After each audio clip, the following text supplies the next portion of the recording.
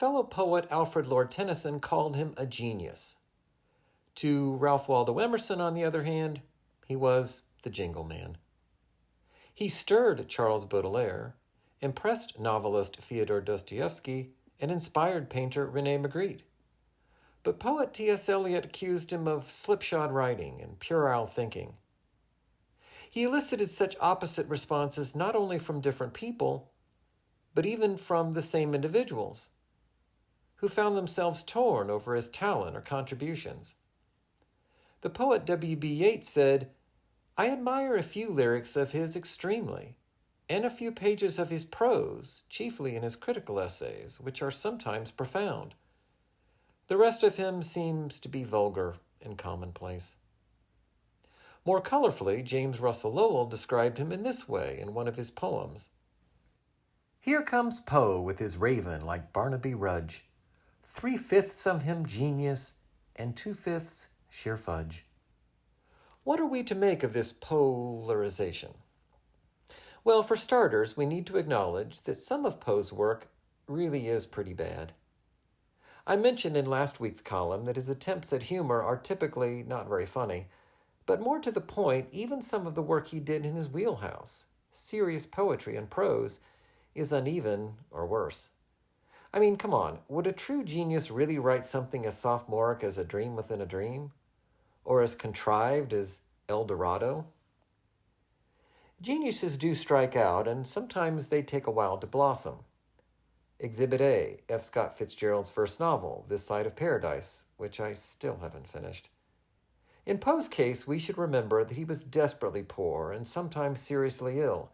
Not a good combination. I can imagine him churning out work, even when he was not in a lucid frame of mind, just to maintain the trickle of income he needed to keep himself, along with his wife and mother-in-law, alive.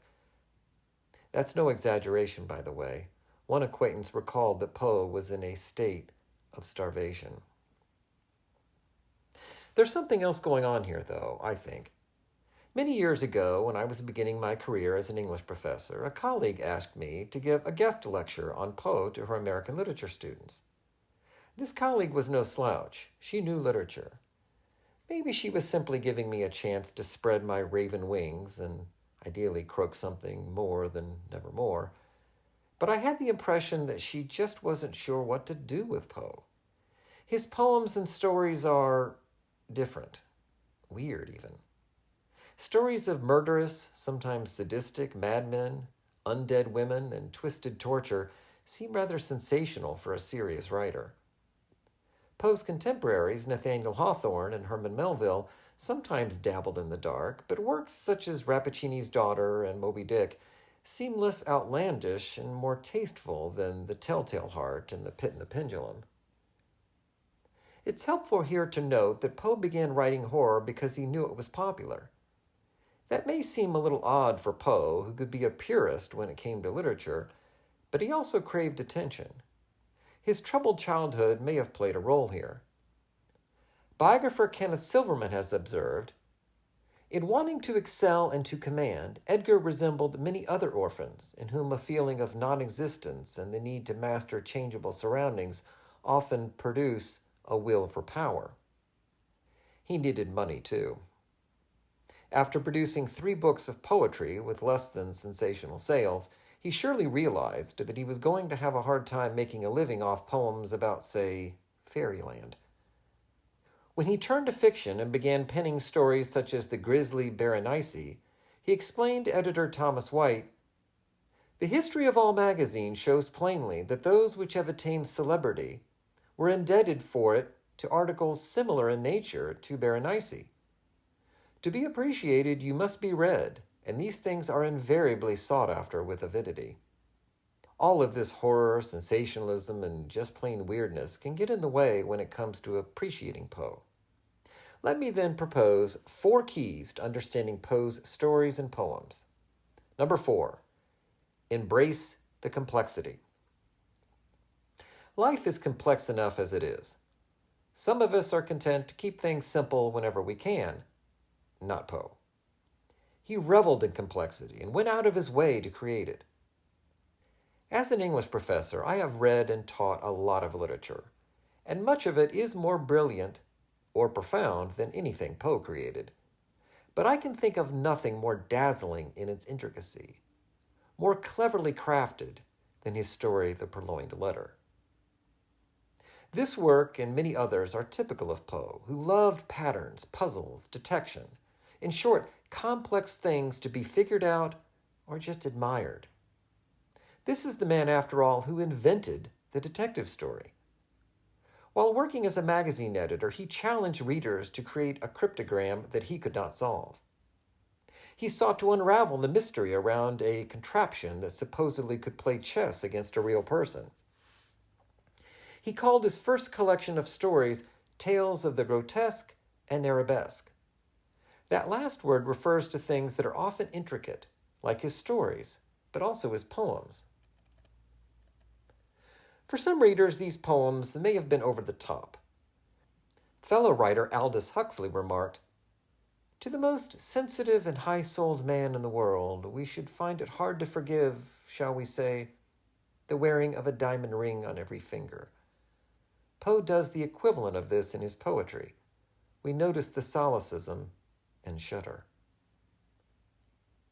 To go over the top, however, you first have to get to the top. When it came to versification, Poe knew what he was doing, as this excerpt from his essay, The Philosophy of Composition, shows. Of course, I pretend no originality in either the rhythm or meter of the Raven. The former is trochaic. The latter is octameter catalectic, alternating with heptameter catalectic, repeated in the refrain of the fifth verse, and terminating with tetrameter catalectic. Poe was a master of rhyme, as well as rhythm. Indeed, his ability to weave various kinds of rhyme, one-syllable and two-syllable rhyme, internal rhyme and end rhyme, into the Raven is a major reason for its broad and persistent appeal. Such intricately woven sound patterns are dazzling surface features of Poe's poetry, but there are other, less obvious patterns in his fiction. Why would a writer take pains to embed such complexity in his work, especially since the vast majority of readers would never even notice it? It may be that Poe loved complexity for the sake of complexity, but I suspect that he delighted in sheer craftsmanship. Like Jan van Eyck in painting and Johann Sebastian Bach in music, Poe showed what was possible in literature. Then there's Poe's compulsion to show off his intellect. He knew he was a genius, and complexity was one way to see to it that others knew as well. In short, Poe was not the most brilliant of our authors, but he surely was one of the most clever. When we embrace his complexity, we are more likely to appreciate his work. Number 3, it's about creating an effect. In The Philosophy of Composition, Poe stated flatly, "I prefer to commence with the consideration of an effect." He goes on to explain that when writing The Raven, he chose certain details that would help him evoke a feeling of sadness in his readers. Death, he notes, is the most melancholy topic, and specifically, the death of a beautiful woman is unquestionably the most poetical topic in the world. This aspect of Poe's aesthetic may help to explain some passages or entire works that seem short on substance. If we expect a work of literature to plumb the depths of the human condition, expose the workings of social forces, or instruct us on how we should live, then a work such as Annabel Lee is likely to come across as a flimsy shred of tinsel, shiny but ultimately trivial. If, on the other hand, we measure a poem or story the way we might measure a painting or a work of music, as something that can move us to tears, or horror or disgust, then Poe's work demands a different kind of appreciation. It is perhaps no coincidence, in fact, that much of Poe's work is musical and painterly. Just think of the insistent rhythm of Annabel Lee and The Raven, and the vivid imagery of the Masque of the Red Death and Ligeia. Later this month, I will make the case that Poe was tapping into our right brains with his musicality, imagery, and appeals to our emotions. Number 2, but it's not just about creating an effect. Poe did do a masterful job of moving us to tears, or shrieks, but he did more. Scholar David Reynolds has pointed out that Poe employed some horror tropes of his era, but he used them for higher purposes. Take the Telltale Heart, for example. Yes, the narrator murders a man he claims to have loved. Yes, he hides the body under the floorboards. Yes, well, I'll stop there in case you were the only person who has not read this story. The point is that it's a horror story, probably the most famous ever written. To see more, we have to consider, among other things, Poe's use of symbolism, which was very popular among some of the leading American writers of the mid-19th century. Alongside Hawthorne's Scarlet Letter and Melville's White Whale, Poe's Evil Eye is one of the supreme examples of a suggestive symbol from this era. That word, suggestive, is important. Some readers may mistakenly believe that a symbol is an object that simply stands in for something else, a bird representing freedom, for example. Well, that may or may not be true for Leonard Skinner, but authors often use symbols not merely to represent one other thing, but rather to suggest a variety of things. In this case, an eye is associated with observation, which may disturb the murderous narrator because he is paranoid or has something to hide. The word I, however, also is a homophone for the pronoun I, so it evokes thoughts of the self as well. The narrator may wish to destroy anything that might be watching him, or to destroy himself, or to destroy his own internal conscience. In short, even while Poe is horrifying us, he also is exposing truths outside his fiction. The same can be said of many of Poe's best-known works. The Raven, The Cask of Amontillado, The Pit and the Pendulum, and other poems and tales often pack potent effects, but they also explore the truths around, or more commonly, inside us. Number 1, it's not out there, it's up here. Exploring truths is common among writers such as Hawthorne, Melville, Emily Dickinson, Walt Whitman, Mark Twain, and Harriet Beecher Stowe. What makes Poe's work a little harder to grasp, perhaps, is that he was primarily interested in something intangible, namely the workings of the human brain. On the surface, The Fall of the House of Usher is a horror story about a live burial, a perennial favorite subject of Poe's. It certainly works on that level, but it's worth noting that the House of Usher is compared to a face, and that Roderick Usher's studio might be considered an artistic region of the brain behind that face.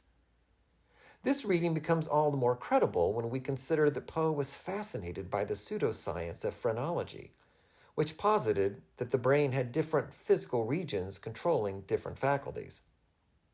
I could cite numerous other examples, but suffice to say that you often will get much more out of a Poe story if you think of the characters, objects, settings, and actions as symbolic of psychological states, actions, or regions. Take William Wilson, which contains one of literature's best-known examples of a doppelganger, a kind of double or shadow self. As simply another character, this doppelganger seems like merely an eerie figure haunting the narrator. That may be good enough for a horror story, but the tale takes on greater interest and significance when we see him as a psychological entity. To get the most out of many of Poe's works, then, remember that the substance often lies in the things that have no substance. That last point is particularly apropos.